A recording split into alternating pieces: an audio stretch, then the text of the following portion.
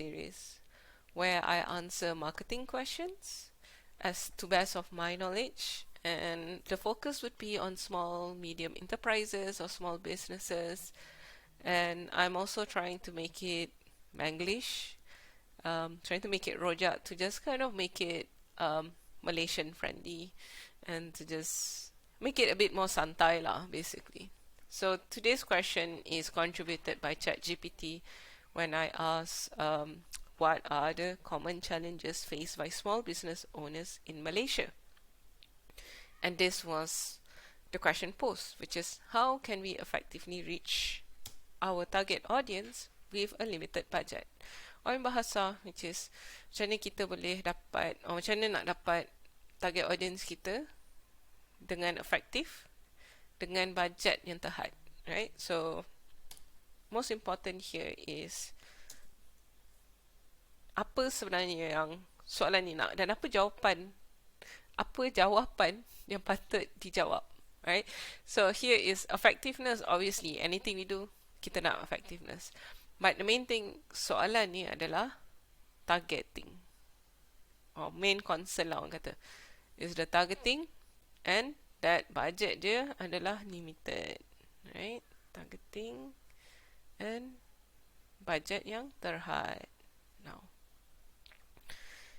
okay, so first and foremost, there is no magic formula for that to happen, right? There is no like, oh, you buat ni and then guarantee you dapat something. Tak ada, right? So yang ni tak pakai. Yang ni sebenarnya baby led eye.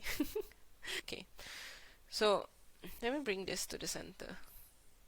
Can I? Yeah, okay.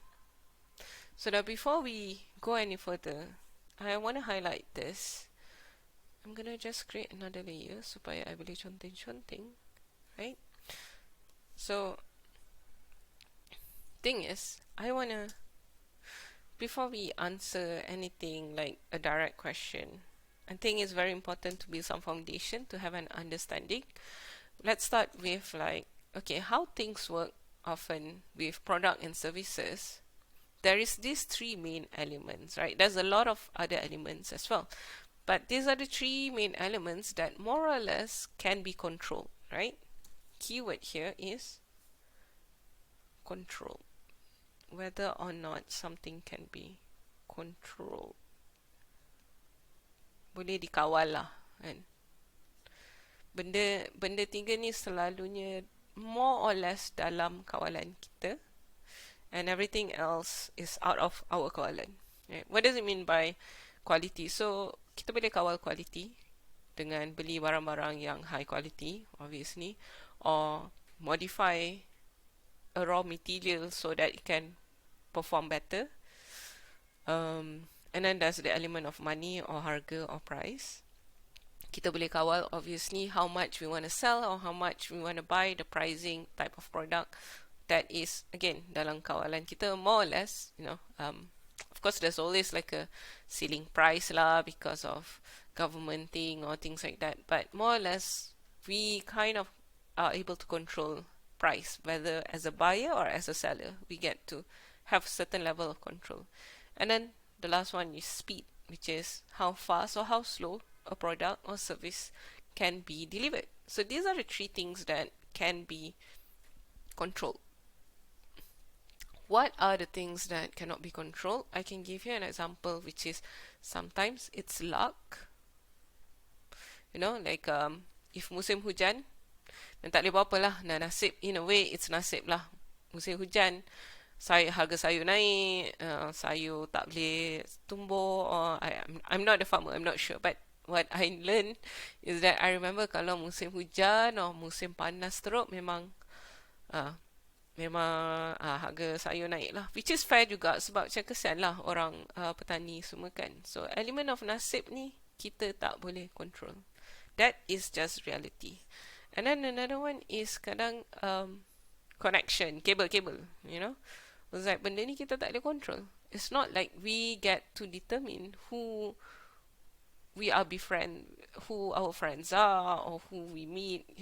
It adalah to a point where we can actually control, or we can jumpa orang-orang ni, tapi tak semua orang ada peluang yang sama, right?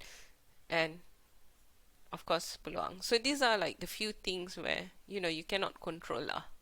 These are just things that is luar kawalan kita, and which is why it's not put into here. But it definitely affect outcome of an effort. So now we've understand that part.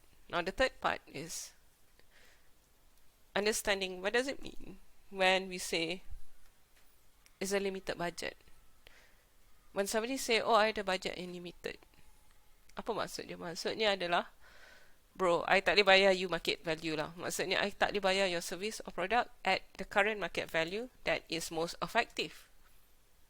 Or maybe budget I ni memang budget yang kecil, but how do I achieve macam a bit luar jangkaan? Of course, everybody nak luar jangkaan, but what they essentially are saying that is that we as human, when we say that we have a limited budget but we want to be effective, is we're trying to negotiate the outcome. What is the best outcome? But we also have to acknowledge that when we have a limited budget, that means we are pretty much being controlled by not control, but kita kena sedar bahawa maksudnya kita tak boleh expect the result of macam orang lain lah, kan? Orang lain yang spend as much, right? You tak boleh nak spend banyak, you tak boleh nak compare orang yang spend banyak and then dapat result yang besar, and then you pula spend sikit and then you nak result yang sama. Oh, salah. You tak boleh you nak spend sikit je ni and then you nak dapat result yang sama. No. Right? So you have to proportionate and have to be realistic. Kalau you spend less, then obviously you're going to get less lah. But effectiveness, we'll talk about that more. Right? So yeah, limitations, negotiate. So you are negotiating. What are you limiting? Which is obviously in here, it is, for this question, it's money lah. So now, how do we break it down? We break it down into, this is how the pattern is, right? The amount of resources that you put in. You have to know, okay, resources ni could be duit. Resources ni could be any of the above, right? Resources is, maybe it's nasib.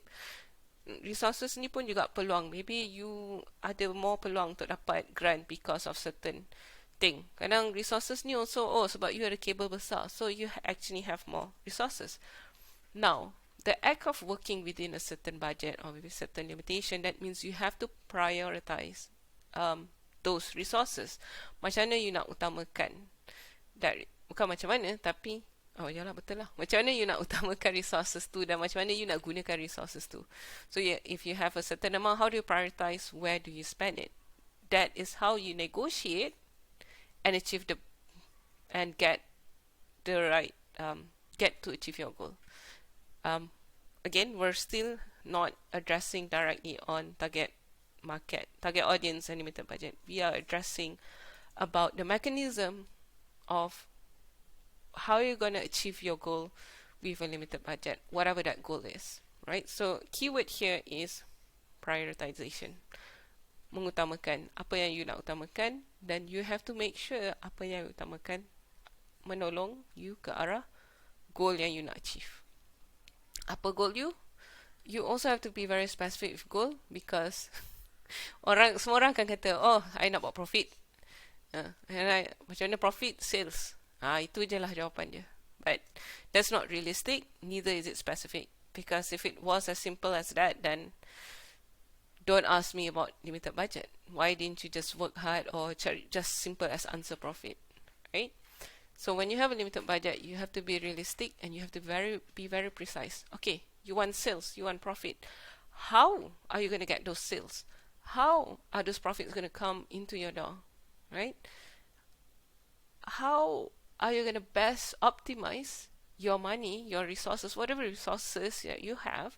How do you optimize that and put it into things or elements that contribute to you getting profit or whatever your goal is? In this case, let's just say profit, right? Making profit ada banyak cara. It's not just sales. Sometimes it is just sales, if some businesses, but sometimes it's not just getting new customers. Sometimes it's not just selling your certain product. Um, Sometimes it's also like how you can manipulate your product. So there are many ways, but you need to define that properly and not just throw it as sales. You need to also define what are the channels, how are those many elements going to contribute to your profit. Because profit can be more profit, can also means less cost. You turunkan cost pun profit juga. So maybe you spend your money into product or machinery yang turunkan your cost. So that means you still get more profit than you target. Sometimes you have to sacrifice in lower service. Macam maybe in restaurant, I think McDonald's does it a lot. Dulu banyak counter service, now more machines. So that is, you turunkan service, you increase more profit. So again, you turunkan cost, but here, sometimes cost here is very specific to you use machinery, but in this case, you are sacrificing the customer experience. You are sacrificing the whole human-to-human touch point. So it is still like kind of a decision for you to make. So these are very specific prioritization. So that means in here, you're making the customer service experience a bit less in order for you to make up profit. Right. So that is the nature of prioritization. And when somebody says working with a limited budget means negotiation, and negotiation means using all the resources that you have and prioritizing it prioritizing it so that it helps you achieve the goal that you want, and goal has to be specific.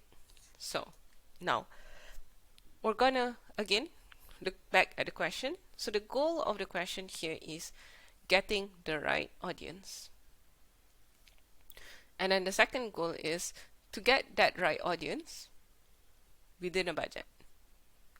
So these are the two goals of it, right? Fair enough. And if you notice, if you look this, quality, speed, and money. Sorry, quality, money, and speed. So you can see is dia nak quality, which is getting the right audience. You nak within a budget, which is money. So you pilih dua je, quality and money. Speed is basically they're saying like not so much of a priority. But they want to focus on these two, quality of people and money.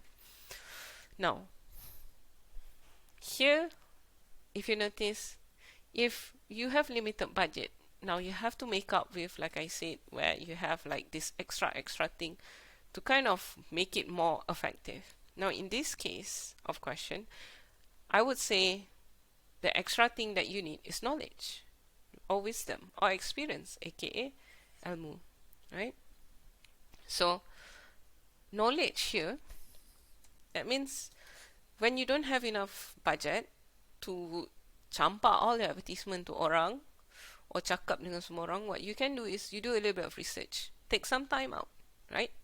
And this is where I say speed akan something that you sacrifice lah, right? So you have to take some time out, you do some research, and you find out more about targeting, or you find out more about your customer, you find out about who your audience are. So all those things, the time that you put in to get this wisdom and experience, it's going to help you to achieve this within your goal or within your limitation. Now, so that is the part where I can kind of help you here. So there's this thing called sales funnel / customer journey. I always find it interchangeable. I'm not sure academically whether it is, but I kind of use it interchangeably, especially when it comes to the actual, dunia praktikal lah. Lebih kurang je, because it does affect, at the end of the day, it focus on customer tu punya experience. Sales funnels ni walaupun dia untuk orang sales, tapi dia perlukan konteks customer, and customer journey obviously is very customer oriented lah. So as you can see here, there are 3 level that I've broken down into, which is super, super basic. There are out there, which is like 7 level and all those things. Uh, yeah, that like 7 funnel or whatever. There are many, 5, sometimes 8. So there are many, many funnel, and sometimes you can create your own as well, depending on your product and services. Now, so number 1 is about you, punya stage. This is where people baru nak come across and dia baru nak kenal. What is this about? Who is this about? What is this brand? I pernah nampak logo dia tapi I tak tahu. So this is about you.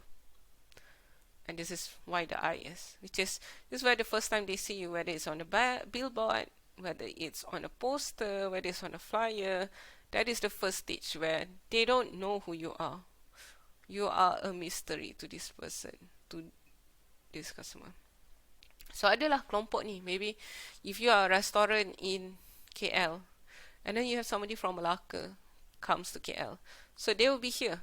When you first advertise or when they first see you, dia nampak your kedai, they are at here. Dia baru nak find out about you, right? And then you have the second level where it's the category of semasa customer tu baru nak get to know you. And then it's divided into 2 things, which is first inquiry. So the first inquiry, oh sorry, I forgot. So getting to know you is something that you can control. Okay? Getting to know you is actually when the moment where you can control their experience. About you ni, you tak boleh control because dia nampak dari luar kan, dia tak cakap dengan you or nothing. So you cannot control. But once you get to the second level, you can control it because it falls into 2. Again, like I said, it's general, which is they come in as an inquiry. So that would be under the getting to know. And then you have their experience here. Where, okay, once they have the experience, they experience the product and everything. So the first inquiry would be when they walk into the shop and they tanya, for example, for a restaurant, oh, what menu do you have? Do you have chicken rice? Things like that. So this is where get to know and you get to control. So maybe you don't have chicken rice, but you can give an alternative. Oh yeah, we don't have chicken rice, but actually we have I don't know fried chicken with mashed potato or something like that. It's the same alternative. Or you give like, oh, we have nasi goreng instead, so something like that. So you can control their first inquiry by giving as much information that they need to make a good decision, and hopefully they choose you. Okay. And then the second part is when they have actually made the decision that they want to know more, not just inquiring, they want to experience it. So as I draw here, there are many cases where people will want to experience a product before they buy it. Obviously, when they buy it, during the experience lah.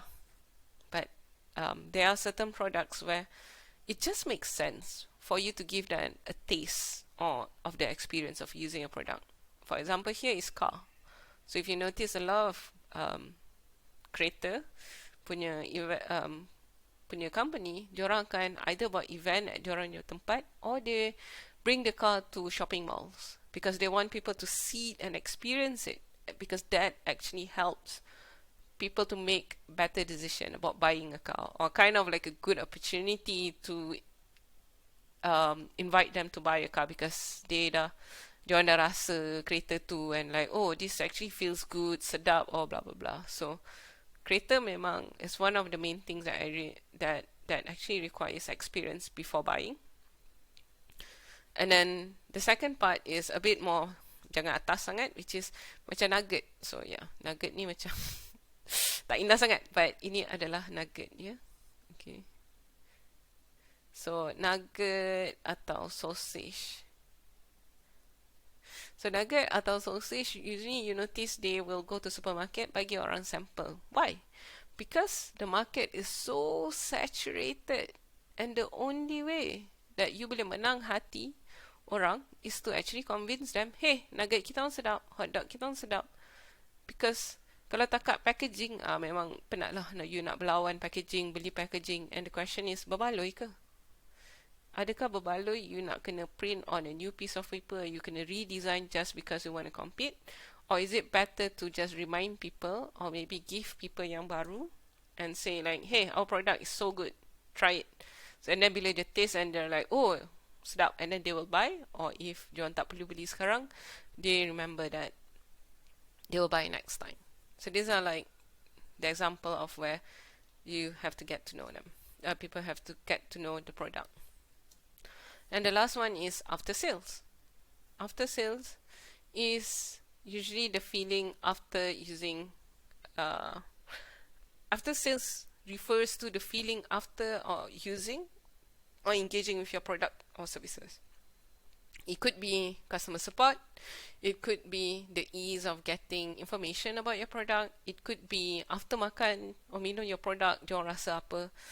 But basically, it's just the lingering feeling, perasaan dia lepas dia beli your barang. That's basically what the after sales is. And sometimes it goes back to even, what do you call it? The feeling of loyalty, but they love your product so much, like, oh my god, nugget ni sedap gila, I need to recommend this to someone. That is also the after sales thing, right? It's because they want to be the first person to recommend and say, hey, I got the best nugget. That is the feeling that you give them. So, right. So now you have to figure out where do you want to address this problem. Where do you want to, again, going back to the question, kan? So now you have this information, this knowledge. So there are 3 levels of basically, what do you call it? Let me just delete this.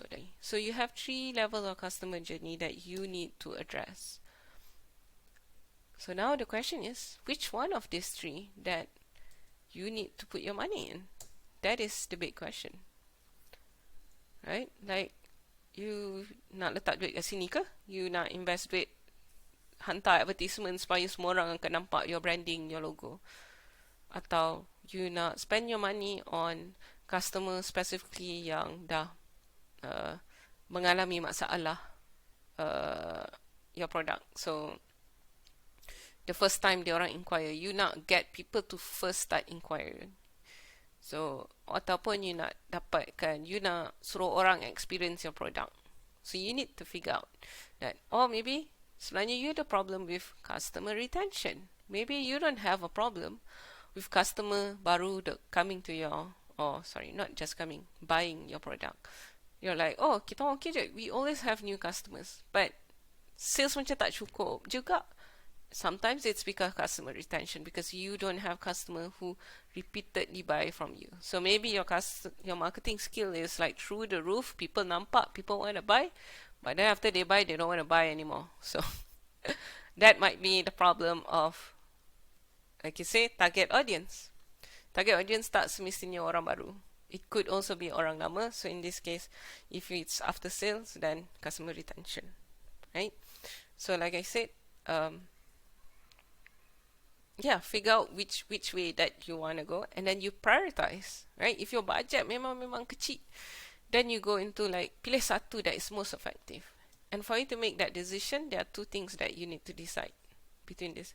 Sorry, not decide, but 2 things that you need to know. Number 1 is, what is the nature of your business? Is it mahal or is it murah in terms of price? Because if it's murah, senang orang nak convert, then usually you just focus on this, right? If you don't have a problem with customer retention, you focus on this, because you know once you advertise, orang akan beli, orang akan convert. You just need to get them to see the product or experience the product a little bit here. So if it's pricing is not a problem, then focus on this too. And then there's the topic of maturity, right? Maturity means like the business, for example, if you are selling something memang totally new, the technology tak wujud. For example, maybe you created a bola that is bentuk dia cube. Memang tak ada lah, memang mana ada bola bentuk cube kan. Tapi katakanlah somehow you manage to create a bola that is cube and is more cost effective, blah blah blah. So susah, because you nak convince orang ramai untuk pakai. Oh, banyak cost. Kalau you invest dekat sini je, orang nampak, orang terus kena fikir 10 kali before je nak beli. So the way for you to deal with it is, you get people yang akan terus inquire. Example of this is, For example, for bola cube ni is probably cikgu sekolah PJ where diorang macam memang ada problem untuk simpan bola, kena masuk bakul lah, susah nak manage, always roll around, so a cube punya bola seems effective. Or even coaches, or just orang-orang yang host event, host sports event, so things like that. These are the people who already have the pain point. So that is people, when the company is not mature or the industry is not mature, what you need to do is you need to speak to the people directly who are experiencing the problem that you are trying to solve. And then, yeah, so you need to figure that out. And then B, which is strength, which is right now, where is your strength? Dekat mana paling senang for you to solve your problem? As we mentioned, you want to get the right audience within a budget. But there's no point for you to like not reach the audience, tapi you sendiri tak bersedia untuk terima the audience. For example, if your graphic is not good, let's say your packaging or your branding is not that interesting, or it's not is not competitive, then don't go for this, because it's just people akan tengok packaging orang lain lebih cantik, and then like your packaging will be forgotten. So there's no point for you to macam maybe put your product all the supermarket. If you sell nugget, let's go back to the nugget thing. If you just put it in all the supermarket, tak ada point, because there's so many nuggets and products out there. Number two, it won't stand out. So if you already know you are not able to compete here, look elsewhere. I know that kalau dia makan nugget, kita mesti guarantee dia beli. Or bila dia makan, guarantee next time dia beli, dia akan beli nugget kita. So then that's where you invest your money, because you know that is the sure short way for it to convert. There are also occasions where sometimes your best is your after sales, which is that our audience memang kecil, very niche, not everybody buy our product. So memang number one and number two ni memang susah. But the best way is, you know, people who buy a product, they trust you, so then you leverage on that. You go on the customer sales, you go on the follow up, you go on the remarketing to get your best conversion. So that's what you get on this, right? That's where when you know your best strength, and then you play on it instead of trying something new. And then the last and not least that I want to include is here, metrics. When you have decided where you want to put your money in with limited budget to get your target audience, remember to have metrics. That means you know whether it is working or not, because at the end of the day, any campaign is a trial and error, just like creating a product. It's a trial and error. Nobody will get the perfect at the first time all the time. I don't know lah, if you guys know someone, hebat lah, but that is quite rare lah for that to happen. So just remember that you always need metrics to monitor, so that you know whether it's working or not. So you know you can measure the success, and then you can also compare for future, or compare with the past, compare historically, so you can say, so you can see, is it better or worse? And then also you can actually see how it is impacting your sales overall, or even in the long run. Because sometimes, like I said, if you have good customer retention, maybe you only dapat 5 new customer, but because of this 5 new customer, they are actually big spenders, or they like to bring other people to come to your place, or to buy your product. It's still good, then you know your strength is there. So metrics is very important. And yeah, I think that's basically what it is that I want to share, and to also answer this question, and I hope that helps you. I know it's a little bit messy. I've been practicing. Hope to present a bit better next time. But yeah, I hope this helps you in understanding how to get the right customer with a limited budget.